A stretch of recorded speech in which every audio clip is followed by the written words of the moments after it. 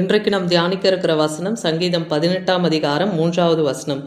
துதிக்கு பாத்திரராகிய கர்த்தரை நோக்கி கூப்பிடுவேன், அதனால் என் சத்துருக்களுக்கு நீங்களாகி ரட்சிக்கப்படுவேன். இங்கே தாவீது தேவனை துதிக்கிறார் இல்லையா? அதுக்கு முந்தின வசனமே நம்ம பார்த்தோம்னா தேவனை அவர் எப்படியெல்லாம் துதிக்கிறார். என் கண்மலையும் என் கோட்டையும் என் துருகமும் நான் நம்பி இருக்கிறவரும் எனக்கு அடைக்கலமுமாக இருக்கிறவரே என் ரட்சண்ய கொம்பேன்லாம் தேவனை தாவீது துதிக்கிறார். தாவீது எப்பவுமே தேவனை துதிக்கிறவராக இருந்தார். சங்கீதம் 34:1 நான் கர்த்தரை எக்காலத்திலும் ஸ்தோத்தரிப்பேன், அவர் துதி என் வாயில் இருக்கும்னு சொல்கிறார். ஏன்னா நம் தேவன் துதிக்கு பாத்திரர், அவர் துதியில் மகிழ்கிற தேவன் இல்லையா? எல்லா துதிக்கும் மகிமைக்கும் கனத்துக்கும் உரிய தேவனாக இருக்கிறாரு.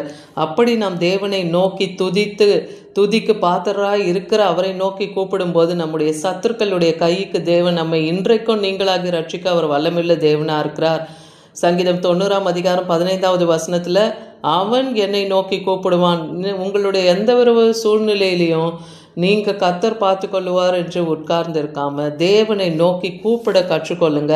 கர்த்தரை நோக்கி கூப்பிடுங்க, நான் அவனுக்கு மறு உத்தரவு அருளி செய்வேன். அப்போ நீங்கள் கூப்பிடும்போது தான் தேவன் உங்களுக்கு பதில் தருவார். ஆபத்தில் நானே அவனோடு இருந்து அவனை தப்புவித்து அவனை கனப்படுத்துவேன்னு சொல்கிறார்.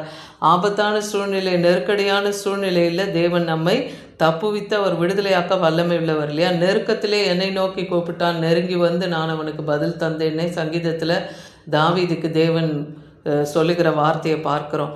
அதனால் கர்த்தரை நோக்கி கூப்பிடுங்க. ஏன்னா தேவன் நம் பட்சத்தில் இருக்கும்போது நமக்கு விரோதமாய் நிற்பவன் யார் என்று ரோமர் 8:31 பார்க்குறோம். இதில் 39 வரைக்கும் நீங்கள் வசனங்களை வாசித்து பாருங்கள்.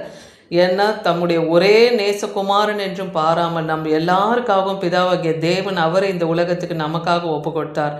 அவரோடு கூட எல்லாவற்றையும் நமக்கு அருளாது இருப்பது எப்படி? அப்போ தன் சொந்த குமாரனையே நமக்காக நம்முடைய பாவம் அக்கிரம் மீறுதலுக்காக பலியாக பிதாவாகிய தேவன் ஒப்பு கொடுத்திருக்கும் போது மற்ற காரியங்களே நமக்கு அருளாது இருக்கிறது எப்படி?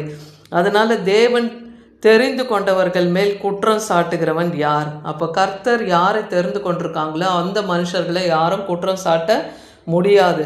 ஏன்னா தேவன் அவர்களை நீதிமான் ஆக்கியிருக்கிறார். அவங்கள ஆக்கினை தீர்ப்பு பண்ணுகிறவர்களும் இருக்க முடியாது இல்லையா? ஏன்னா கிறிஸ்து தான் மரித்தார், அவரே எழுந்தும் இருக்கிறார்னு வேத வசனம் சொல்லுது. இன்றைக்கும் பிதாவாகிய தேவனுடைய வலது பாரியத்திலே அவர் ஜீவனுள்ள தேவனாய் வீற்றிருக்கிறார் பார்க்குறோம். நமக்காக வேண்டுதல் செய்கிறவராகவும் அவர் இருக்கிறார்னு பார்க்குறோம். நம் நிமித்தம் எந்நேரமும் கொல்லப்படுகிறோம், அடிக்கப்படுகிற ஆடுகளைப் போல எண்ணப்படுகிறோம் என்று எழுதியிருக்கிறபடி எல்லாமே எது நேரிட்டாலும் கிறிஸ்துவின் அன்பை விட்டு நம்மை பிரிப்பவன் யார்? தேவனுடைய அன்பை விட்டு நம்மை ஒருவராலும் பிரிக்க முடியாது. நமக்கு வருகிற உபத்திரவம், வியாகுலம், துன்பம், பசியோ, நிர்வாணமோ, நாச மோசமோ, பட்டயமோ, இவை எல்லாவற்றிலிருந்தும் தேவன் தன்மையில் அன்பு கூறுகிறவர்களை முற்றும் ஜெயம் கொள்ளுகிறவர்களாய் வைத்திருக்கிறார் இல்லையா? அவரிடத்துல அன்பு கூறும்போது என்ன ஒரு காரியம் வாழ்க்கையில் வந்தாலும் தேவன் அதில் நம்மை விடுதலையாக்க வல்லமையுள்ளவர்.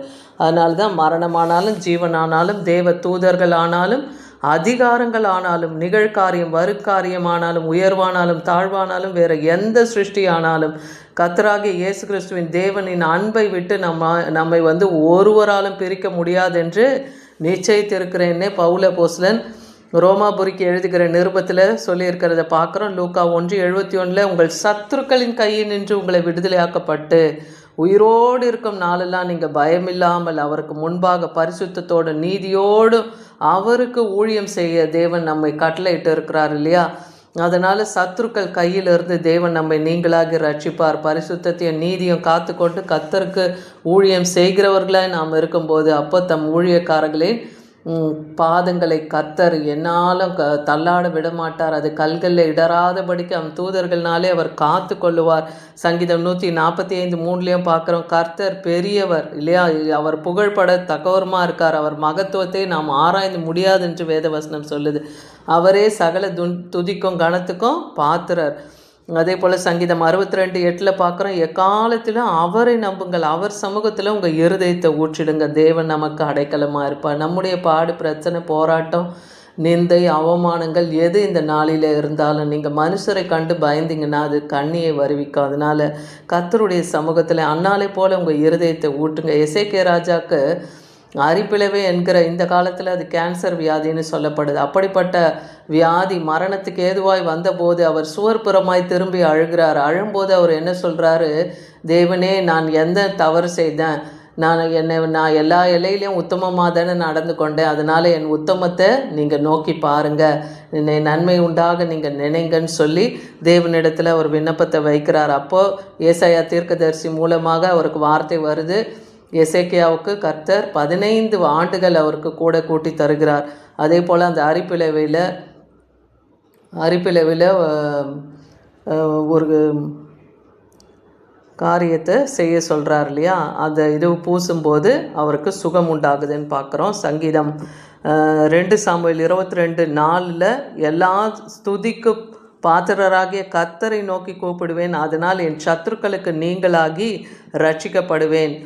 துதிக்கு பாத்திரான கர்த்தரை நோக்கி கூப்பிடணும். அப்போ நம்ம தேவனை துதிக்கணும், ஸ்தோத்தரிக்கணும், தேவனை மகிமைப்படுத்திட்டு நம்ம விண்ணப்பத்தை வைக்கும்போது சத்துருக்களின் கரத்துக்கு நம்ம நீங்களாகி ரட்சிப்பார். சங்கீதம் 96:4 பார்க்குறோம், கர்த்தர் பெரியவர், அவர் ஸ்தோத்தரிக்கப்படத்தக்கவருமா இருக்கார், எல்லா தேவர்களும் அவருக்கு பயப்படணுன்னே வேதவசனம் சொல்லுது. நானே தேவனை நோக்கி கூப்பிடுவேன்ட்டு சங்கீதக்காரன் சொல்கிறார், கர்த்தர் என்னை ரட்சிப்பார். அப்போ நம்ம தான் கூப்பிடணும். நம்ம கூப்பிடும்போது கர்த்தர் நம்மை ரட்சிப்பார். தேவரீர் எங்களை சிறுமைப்படுத்தின நாட்களுக்கும் நாங்கள் துன்பத்தை கண்ட வருஷத்துக்கும் சரியாக எங்களை மகிழ்ச்சியாக்கணும் சங்கீதக்காரன் சங்கீதம் 90:15 சொல்கிறதும் பார்க்குறோம். அப்போ மனுஷர்களால் இன்றைக்கி நாம் துன்புறுத்தப்பட்டு நம்முடைய சந்தோஷத்தையும் சமாதானத்தையும் இழந்த வருடங்கள் அதிகமாக இருக்கலாம். அதை தாவீது கேட்கறது போல் நம்ம சிறுமைப்பட்ட நாட்கள், துன்பப்பட்ட வருஷத்தை கர்த்தர் சரியாக நமக்கு மகிழ்ச்சியாக்க தர வல்லமையுள்ளவராக இருக்கிறாரு. ஏன்னா அவர் மகத்துவம் உள்ளவர். அவர் கொள்ளையுள்ள பர்வதங்களை பார்க்கிலும் பிரகாசம் உள்ள தேவனாக இருக்கிறான்னு சங்கீதம் 76:4 பார்க்குறோம். சங்கீதம் 65:1-2 தேவன் சீயோனிலே உமக்காக துதியானது அமைந்து காத்திருக்கு. சீயோனிலே தேவனை துதிக்க எல்லாம் காத்திருக்கு, பொருத்தனை அவருக்கு செலுத்தப்படுது.